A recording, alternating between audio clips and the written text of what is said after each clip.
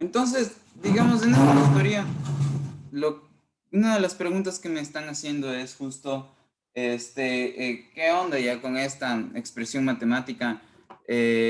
Parece que no entra dentro de uno de los casos que yo expliqué en la teoría. Ya, primero que nada, miren, la forma en cómo está planteada la pregunta, esta es la primera pregunta, ¿sí? Habla de una ley de asignación. Entonces, primero que nada, yo trato, sí, de cuidar en particular que mis palabras apunten a algo determinado, no ambiguo, y no las uso descuidadamente. Trato de no usarlas descuidadamente cuando hablo de algo de la materia, ¿ya? Entonces, si yo uso la palabra ley de asignación y no digo función cuando veo esta ecuación, es porque algo quiero decir, ¿ya? Porque quiero justo distinguir lo que está aquí de lo que realmente es una función, ¿sí? Entonces, digamos, primero que nada voy a tratar de hacer una especie de recapitulación de las partes importantes de lo que sería una función, ¿ya? Y miren, lo que pasa es que ah, se encontró, digamos, ya, al analizar el momento en el que hablamos, ya, al tratar de analizar cómo sería el mundo sin nuestra existencia, ya, qué relaciones en el mundo se mantendrían relaciones en el mundo, ya. Se ha analizado ya de que justo sí, estas relaciones son importantes, las relaciones que existan aunque nosotros no existamos, ya. Relaciones como cuáles, ya. Relaciones como que, por ejemplo, asoma el sol, eh, este, eh, digamos, el sol se acerca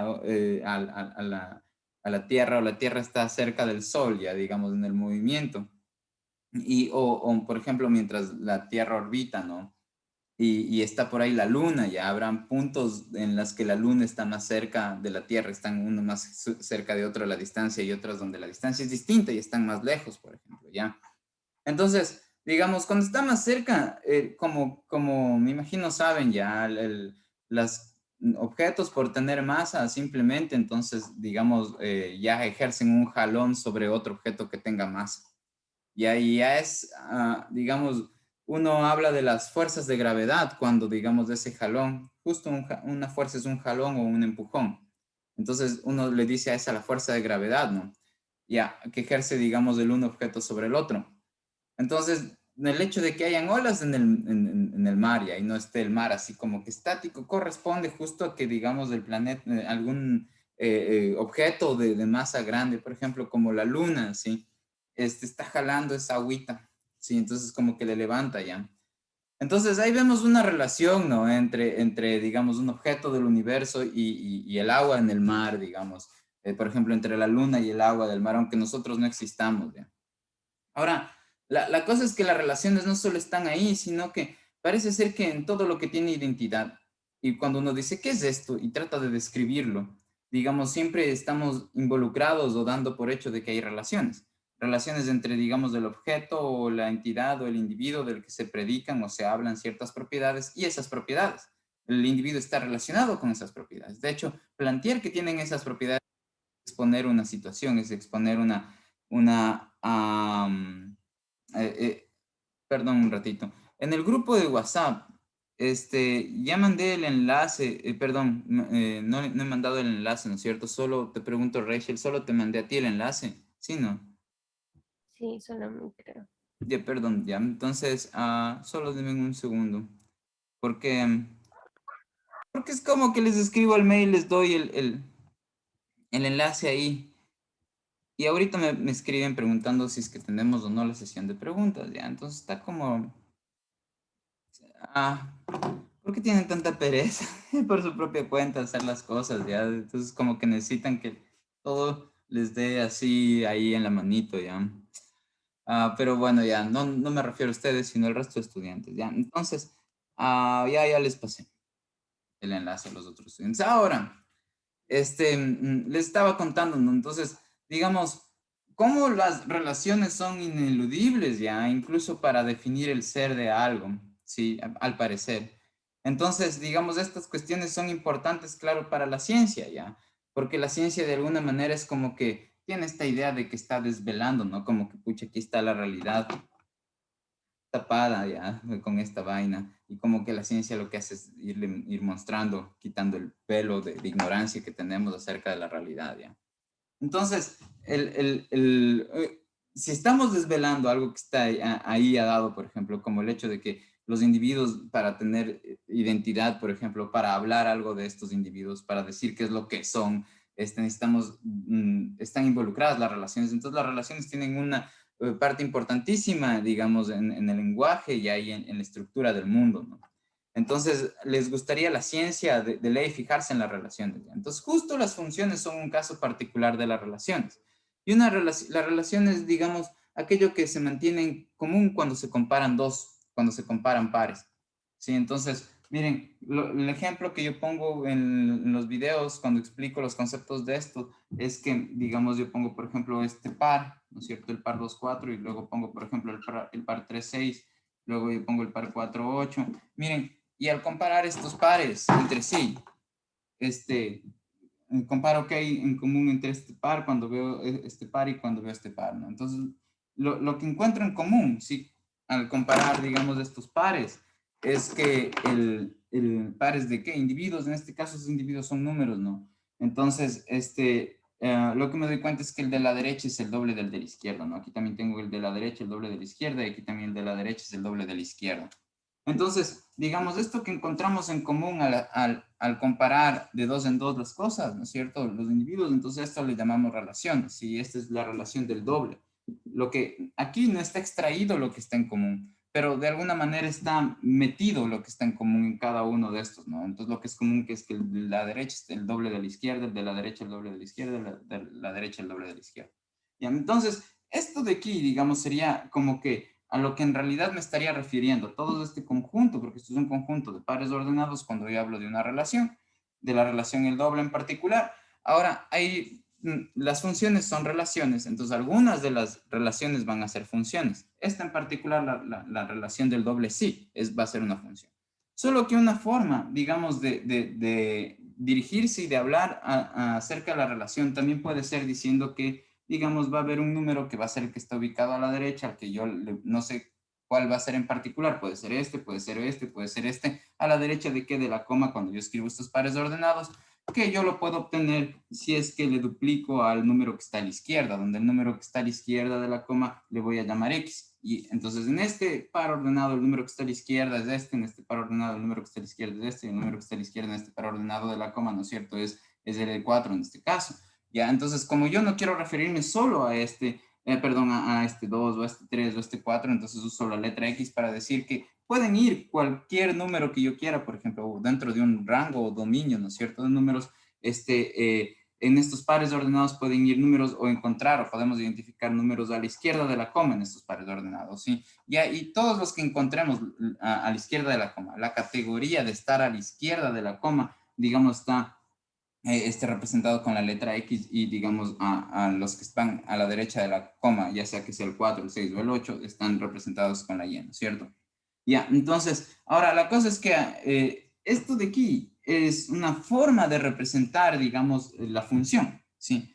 Pero digamos, no está toda la información de la función aquí. Hay una pieza de información que falta ya. ¿Por qué? Porque aquí en esta función, en esta relación, que también es una función, ¿sí? En particular, si yo pongo estos 3 puntos aquí y estos 3 puntos acá, lo que quiero decir es que pares ordenados de este estilo van a seguir habiendo desde aquí hasta acá. ¿Cuáles serían pares ordenados de este estilo? Por ejemplo, cuando yo tenga el par ordenado 2,1 y al lado tenga, digamos, 4,2, ¿sí? Ya, entonces, también va a estar el 2,2 y el 4,4, el 2,3 y el 4,6 y así, ya. Entonces, si es que yo tengo eso en realidad aquí, estos conjuntos, como no puedo escribirlos todos, es que pongo estos 3 puntos. ¿Por qué no puedo escribir todos? Porque desde el 2 hasta el 3 hay infinitos números. Y lo que yo estoy imaginándome es un conjunto de pares ordenados que tengan en la componente X números que van desde 2 hasta el 3 y en la componente Y el doble de esos números. Sí, eso es lo que estoy imaginándome aquí en estos 3 puntos, pero no los puedo escribir a todos porque son infinitos. Esos pares ordenados que yo obtendría, ¿no es cierto? Ya, entonces, la cuestión es que la información que le falta a esta ecuación cuando solo veo esta ecuación es saber desde dónde hasta dónde son los valores que puede tomar la variable independiente y de dónde hasta dónde van a tomar los valores la variable dependiente. Ya muchas veces ya en la práctica, digamos, esa información ya se da por hecha, se la asume, o sea, es decir, cuando uno ya acaba el curso de funciones, nota que, por ejemplo, el dominio de los reales, que son los valores que va a tomar la variable x para que, digamos, toda la expresión en realidad tenga sentido y exista, ese dominio en los polinomios son los números reales. Y su recorrido también van a ser los números reales, donde dominio otra vez son todos los valores que puede tomar x de manera que esta expresión exista. Aquí el x puede ser cualquier número real en esta ecuación si solamente yo la viera así, ¿ya? No hay ninguna restricción. ¿Por qué? Porque, digamos, para cualquier valor de x yo puedo sacar su doble y el doble de cualquier valor sí existe. Cuando, por ejemplo, yo tendría un caso en el que, digamos, estaría tentado a que la expresión no exista si es que yo tengo, por ejemplo, 2 sobre x. ¿Por qué? Porque hay un valor que hace que esta ecuación no signifique nada. ¿Cuál valor de x hace que esta ecuación no signifique nada? El valor de x 0. ¿Por qué? Porque la operación 2 sobre dividido para x no existe. Entonces, esto deja de existir para cuando el x toma el valor 0. ¿Ya? Entonces, la cosa es que, digamos, cuando uno da solo esta ecuación, para tener toda la información de la función necesita, además de la información del dominio y del recorrido. Muchas veces esa información, uno cuando ya está en semestres más adelante, la información acerca del dominio y el recorrido, digamos, es conocida, así que, y uno no trabaja más sobre esas informaciones, sino que sobre lo que termina trabajando sobre esta ecuación. Entonces, por eso muchas veces cuando uno habla, y van a ver en el futuro, cuando uno habla de una función, suele, digamos, escribir simplemente esta ecuación como si esto fuera la función, pero es solamente porque ya está asumido que se conoce el dominio y el recorrido, ¿sí? Pero, digamos, una función estrictamente hablando no es solamente esta ecuación, sino que, digamos, también tenemos que tener la información de cuáles son los valores que puede tomar x y cuáles son los valores que puede tomar y, ¿sí? Los valores que puede tomar x, digamos, son el dominio y los que va a tomar el y son el recorrido, ¿ya? Entonces, yo para poder, digamos, expresar con esta notación este mismo conjunto, lo que yo debo hacer es, no basta solo con escribir esto, sino que estrictamente hablando yo tengo que, digamos, esto es una forma de escribir la función el doble, ¿no es cierto? Que va desde cuyas variables independientes van de 2 hasta el 4 y cuyas variables dependientes van desde el 4 hasta el 8. Entonces, otra forma de hacer eso estrictamente hablando es poner el nombre de la función a la que le estamos llamando en este caso d. Sí, aquí voy a hacer eso. Ya, entonces después abrir aquí un conjunto que diga desde dónde hasta dónde van a ir los valores de x. Porque a pesar de que, digamos, en esta función, si los valores de x en la función el doble, los valores de x podrían ser todos, a mí posiblemente solo me interesan los valores que van del 2 hasta el 4 porque la restricción física en la realidad, por ejemplo, la restricción en la naturaleza, me provee solamente propiedades que son cuantificables que van desde el 2 hasta el 4. Como por ejemplo, digamos, en el caso de que ustedes están hablando del tiempo, ¿ya? Cuando ustedes usan, digamos, mecánica clásica o están trabajando en fenómenos del mundo macroscópico que se mueven a velocidades no tan cercanas a las de la luz, que es, digamos, el día a día que habitualmente vivimos en la Tierra, ustedes, digamos, van a tener que el tiempo no va a poder ser negativo. Entonces, miren, ahí no tienen una restricción matemática, sino una restricción dada por la física que hace que su relación el doble, por ejemplo, si la variable independiente era el tiempo, no pueda ir no pueda tomar valores negativos, pero no es una restricción matemática, sino una restricción de su problema. Sea como sea, ustedes tienen que definir desde dónde hasta dónde van a tomar los valores de su variable independiente. Ya, hay valores que no puede tomar porque hay una restricción matemática, como en el caso de que, digamos, en el denominador esté la variable independiente. Pero hay valores que no se van a tomar también por restricciones del mundo natural, por ejemplo, y que son las que les digo que harían como en el caso del tiempo, que ustedes no tomen todos los valores reales, sino solamente los positivos, por ejemplo, ¿sí? Entonces, ¿cómo nosotros reexpresamos esta función? Porque la función ya está aquí, digamos, esto sería la notación oficial que diríamos, estrictamente hablando de qué sería una función. ¿Por qué? Porque una función es un conjunto, esto es un conjunto de pares ordenados y pares ordenados son este par de números que estoy poniendo en estos paréntesis, ¿sí? Ya, entonces, digamos, otra forma de expresar esto es diciendo que la x va a tomar valores que van desde 2 hasta 4, me estoy fijando en todos los valores que están a la izquierda de la coma en estos pares ordenados, ¿sí? Y digamos, el recorrido, en este caso van a ser todos los valores que van a tomar las coordenadas 10 o las componentes 10 o la variable dependiente, ¿no es cierto? Ya, entonces, en este caso, las variables dependientes los valores de las variables dependientes están ubicados a la derecha, a la coma en cada uno de los pares ordenados, y vemos que van desde el 4 hasta el 8, entonces yo debería poner aquí desde el 4 hasta el 8, así, ¿ya? Y finalmente, ahí sí, si yo quiero, digamos, más bien, no es que si yo quiero, ahí ya escribo la ecuación, cuál ecuación, la que correspondería al doble, ¿no? La que reflejaría la relación el doble. ¿El doble entre qué? Digamos, la variable dependiente va a ser el doble de la variable independiente. Y ahí estoy expresando la relación el doble, ¿sí? Ya, entonces, todo este paquete de información es equivalente a dar este paquete de información que está en este conjunto, ¿sí? Entonces, por eso es que a esto de aquí se le puso un nombre distinto. Estrictamente hablando, de esto de aquí no sería la función, sino que se llama ley de asignación. Se le suele a veces decir así, ¿ya? Ya, pero otra vez, ustedes en el futuro van a trabajar solamente en general con la ley de asignación, porque se asume que ustedes ya conocen el dominio y cuál va a ser su recorrido, ¿ya? Ya, entonces esa aclaración primero. Ahora, miren, yo les digo, escribí ahí en la teoría, ¿ya? Que los casos problemáticos con los que nosotros, para hallar el dominio, ¿no es cierto?, con los que nos vamos a encontrar inicialmente, eran tres casos, ¿no? Uno era, digamos, cuando nosotros tenemos una función y esta función es una fracción, ¿sí? Digamos, miren, ahorita dije, tengo una función y estoy escribiendo la ecuación. Entonces, otra vez aquí estoy permitiéndome este abuso del lenguaje porque asumo que, digamos, en este caso, la parte importante va a ser lo que hable de la ecuación, sí, pero no porque una función estrictamente en su definición esté desprovista de dominio y de recorrido y solamente sea una ecuación, ¿sí? Otra vez, solamente estoy abusando del lenguaje y nos vamos a permitir estos abusos del lenguaje de vez en cuando, ¿ya? Más que nada cuando ya lo tengamos claro que vamos a hacer, ¿no? Entonces, digamos, aquí puede ir cualquier cosa. Y es por eso que, para que noten que no importa cuál es el denominador, le estoy poniendo en el momento que uno va, que no importa cuál va a ser el numerador, el momento que una expresión que es una expresión racional como esta, una expresión que tiene una fracción, el momento de saber el dominio, lo que nos interesa es en el denominador, digamos, ¿sí? Y ahí es donde vamos a trabajar sobre el denominador. Entonces, por eso no importa que ustedes tengan aquí x a la 7, porque posiblemente ustedes digan, bueno, nunca factoramos un polinomio de un orden tan alto, por ejemplo, no hemos trabajado con ese tipo de cosas, o se asusten porque ven aquí el número 7 y no el 2 o el 1 con el que siempre sabemos estar, con el que solemos trabajar, ¿no es cierto?, nuestros polinomios. Entonces, por eso es que como que, para que noten que aunque les dé miedo lo que sea, la expresión que no tiene que toparse no es esta, sino con esta, en el caso de hallar el dominio, ¿no es cierto? ¿Por qué? Porque justo estamos Y el ahorita lunes, expuestos a dice. uno de los casos, ya, ajá. Porque justo ahorita estamos expuestos a uno de los tres casos, ¿no? Donde, digamos, donde hay que tener cuidado es en el denominador, ¿sí? ¿Por qué? Porque la expresión del denominador yo le hice así una como mancha, ¿no? Para expresar cualquier conjunto de operaciones que estén realizándose sobre X, ¿no es cierto? Ya, entonces lo que estoy diciendo es que la expresión de acá abajo va a tener una X, ¿sí?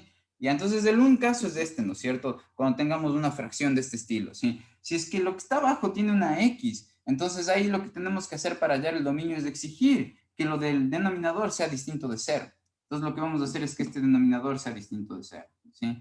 Ya, ese era el un caso. Hay otro caso, digamos, que tiene que ver con, ¿qué pasa si es que en el denominador, aquí puede ir cualquier cosa que ahorita para hallar el dominio no vamos a trabajar sobre eso. Otro caso es si es que la ley de asignación, ¿no es cierto?, en vez de venir así, viene así. Es decir, hay un conjunto de operaciones que tienen la X y adentro tienen la raíz. Y lo que yo les dije es que lo que está aquí, ¿no es cierto?, todo lo que está dentro de la raíz tienen que exigir en ese caso que sea que no mayor o igual que cero, sino simplemente mayor a cero. Entonces, en este caso, para hallar el dominio, lo que hay que exigir es que todo lo que está dentro de la raíz, si es que aquí es raíz cuadrada, poner que sea mayor que cero. Eso es lo que yo les dije en uno de los videos. Entonces, ese es como un paso simple, ¿no es cierto? O sea, digamos, es una orden ahí directa, si ustedes quieren verla así, ¿no? De cómo actuar ante una situación como esta. Veo si está la raíz, si adentro hay algo, tomo ese algo y le pido que sea mayor que cero y así hallo el dominio, ¿ya? Entonces, ¿qué es lo que quiero? ¿No? Que todo lo que está acá adentro sea positivo.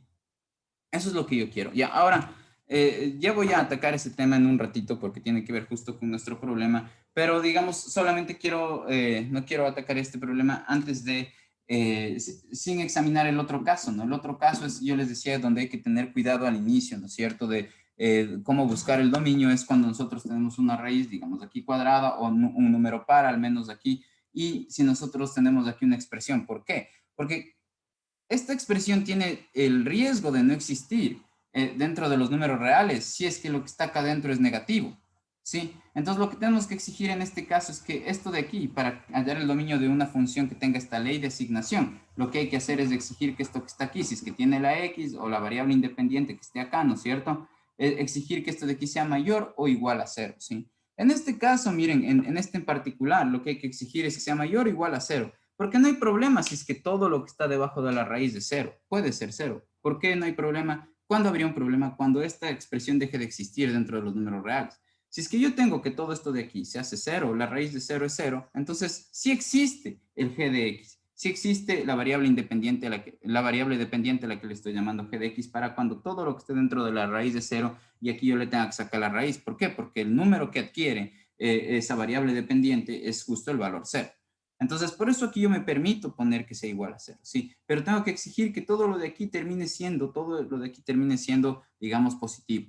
Ya, ahora, eso difiere del caso que acabé de explicar hace un momento, que es en el que, donde la raíz está en el denominador. ¿Por qué? Porque ahí solo exigimos que, digamos, lo que está dentro de la raíz sea mayor que cero, ¿sí? ¿Por qué? Porque aquí hay dos problemas que podrían surgir. Uno es que este f de x deje de existir dentro de los reales. ¿Por qué? Porque acá dentro yo tengo una cantidad negativa. Entonces, si yo tengo una cantidad negativa, digamos, ¿a qué me refiero? Va a ser eso más claro cuando diga, tengo acá dentro una cantidad negativa. Me refiero a que después de efectuar todas las operaciones que yo puedo efectuar aquí, cuando el x ya tome algún valor, si el resultado me sale negativo, yo si trato de sacar la raíz, entonces ahí me va a salir la raíz de un número negativo y eso, el resultado es un número complejo.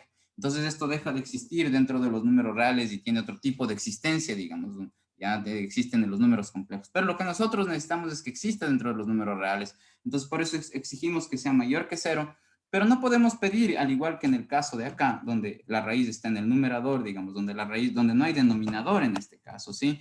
Aquí no podemos exigir para encontrar el dominio que sea igual a cero lo que está dentro de la raíz. ¿Por qué? Porque si es que nosotros exigimos que sea igual a cero lo que está dentro de la raíz, entonces la raíz de cero me va a dar cero y eso a su vez va a hacer que, digamos, debajo de la línea de fracción yo tenga el cero y por lo tanto el f de x deje de existir porque no existe la operación para cero, la operación de división para cero, ¿no es cierto? Ya. Con eso en mente, ya saben, me pueden interrumpir cuando quieran a preguntarme cosas, ¿no? O si estoy yendo muy lento, igual me dicen, estás yendo muy lento. Si voy muy rápido, me dicen, estás yendo muy rápido. Ya, entonces, en este caso, miren, cuando tengo este ejercicio, el caso en el que yo tengo que cuidarme identifico que estoy en este caso en los que yo tengo que cuidarme, ¿no es cierto? Para ver si es que me propongo que el dominio sean todos los números reales o si es que propongo que el dominio son ciertas partes de los números reales. ¿Por qué? Porque miren, justo este es un caso donde yo tengo un numerador, donde el numerador ahorita no me va a importar para yo trabajar. Ya. Iván, oye, te puse el examen, o sea, supone que tienes que estar haciendo tu examen. Eh, en tu email, ya, y eso. Ah, bueno, a ver, entonces el- tengo esto en el denominador, ¿ya? Entonces, la cosa es que en este caso el procedimiento es tomar esta expresión y proponerla mayor que cero, ¿sí o qué? Ya. Ya, entonces mi pregunta aquí a ustedes es, ¿me entienden por qué yo debería hacer eso? O sea, ¿por qué yo debería exigir que lo que está dentro del denominador sea mayor que cero en este caso?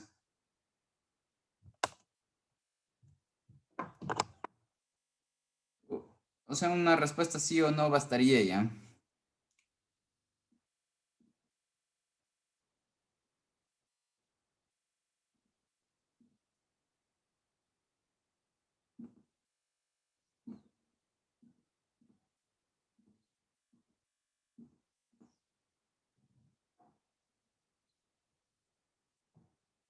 Ya, no voy a seguir hasta que no me respondan.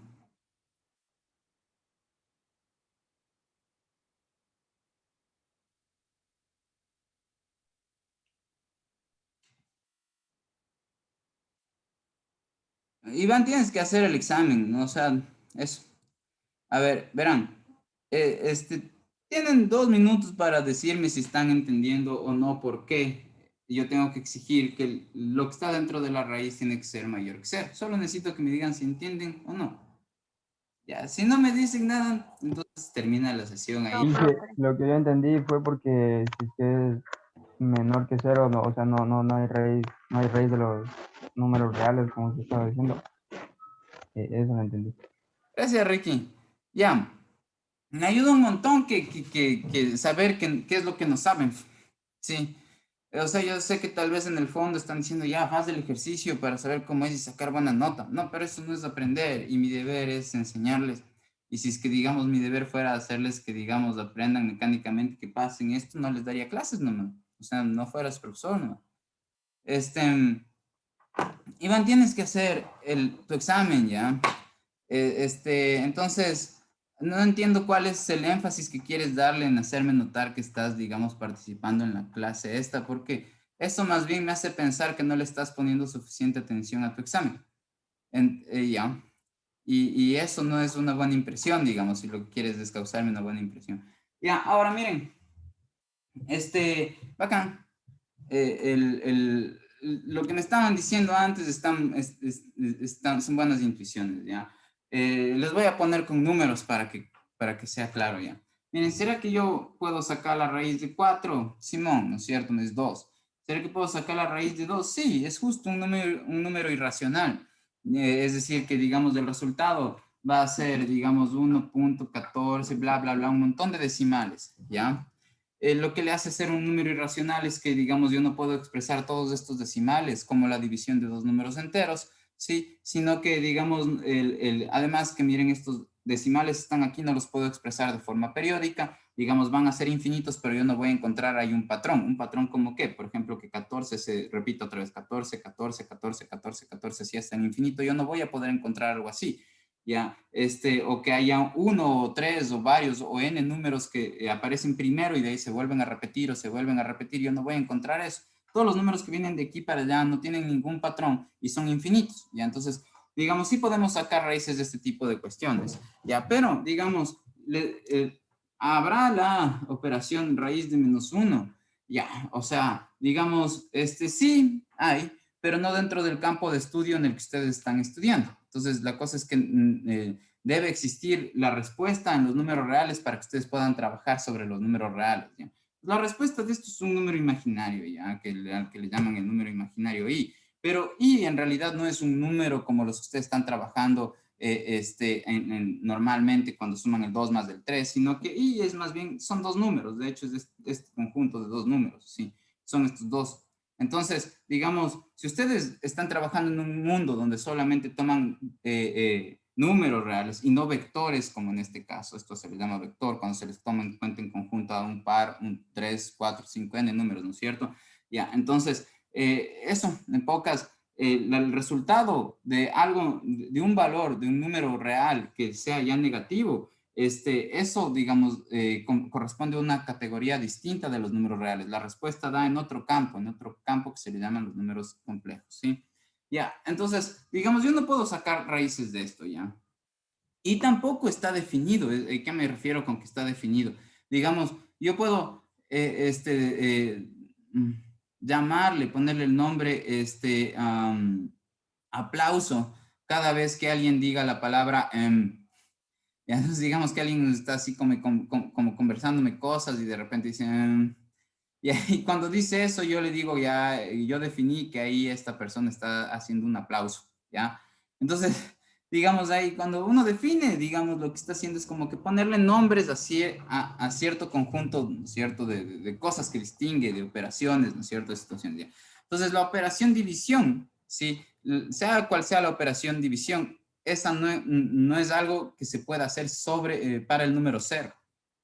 Entonces, si es que yo tengo el cero aquí y tengo acá cualquier número, por ejemplo el 8, esto no existe en pocas, ¿sí? Porque no está definido. Digamos, la operación, supongan si están jugando fútbol ya, y de repente alguien se bota al piso y empieza como que a nadar, o sea, pucha, no tiene sentido, ¿sí? Porque no está jugando fútbol ya, estará haciendo cualquier otra cosa, pero no estará jugando fútbol, ¿sí? Entonces igual, o sea, digamos, ustedes pueden ponerle si quieren al 0 debajo de la raya, de la misma forma que la persona que cree estar nadando en el estadio de fútbol, cuando todos están jugando fútbol, piensa que está en la piscina. Pero eso no hace que la persona esté jugando fútbol, de la misma forma que el hecho de que el 0 esté debajo de la raya de división no hace que, digamos, exista la operación división para 0. Sí, es ficticio, está equivocado el 0 ubicado aquí. De la misma manera que está mal ubicada la persona que cree que está nadando en el pasto cuando el resto de la gente está jugando fútbol. Y entonces esto no existe. Sí, no, a eso me refiero con que no existe, que esto no me da de respuesta un número real, no es operable ni siquiera, no es definible ya. Como yo, por ejemplo, yo no tengo hermanos. Si alguien me dice, oye, ¿cuál es el saco que está puesto tu hermano?